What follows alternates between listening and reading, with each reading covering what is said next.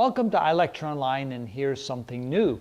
We're going to be talking about resistors in series and parallel, and this is going to be related to what we call direct current circuits, where we have the current flowing in one direction from some sort of battery or power source, and it's going to flow through a series of resistors, and then we have to be able to figure out what the current is that flows through the circuit. Now, in order to get a handle on that, we're going to look at some different combinations, different ways in which we can hook up resistors. In this case, we're going to look at resistors in series, and we're going to look at resistors in parallel.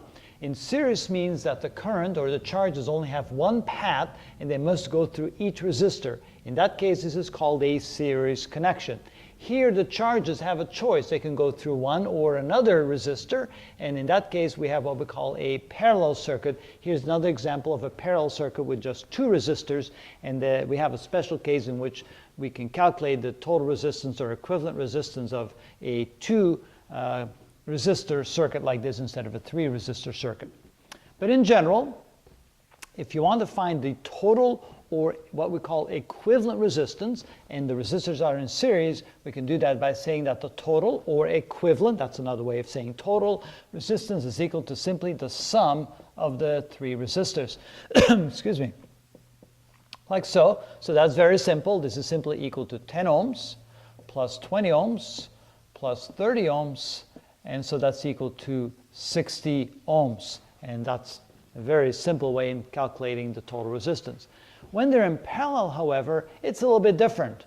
To find the total resistance there, you have to take the inverse of total resistance is equal to the inverse of the sum, or the sum of the inverses of the three resistors. So that's 1 over R1 plus 1 over R2 plus 1 over R3. So it's a little different here. So what you do is you take the inverse of each resistance and you sum them up. So this would be 1 over 10 ohms plus 1 over 20 ohms plus 1 over 30 ohms. And you can see that the common denominators here is 60 ohms. So we can say that 1 over R total is equal to, we multiply both the numerator and denominator by 6. So this is 6 over 60 ohms. Here we multiply the numerator and denominator by 3. So we get 3 over 60 ohms. And here we have to multiply the numerator and denominator by 2. We get 2 over 60 ohms. And so 1 over R total is equal to 6 plus 3 plus 2, which is 11 over 60 ohms. And of course, then, oh, no, we can't say equal. Now we have to take the inverse of that. So our total is the inverse of that, which is 60 ohms divided by 11, which would be about 5.5 ohms. So that's how we figure out the total resistance or equivalent resistance when the resistors are in parallel.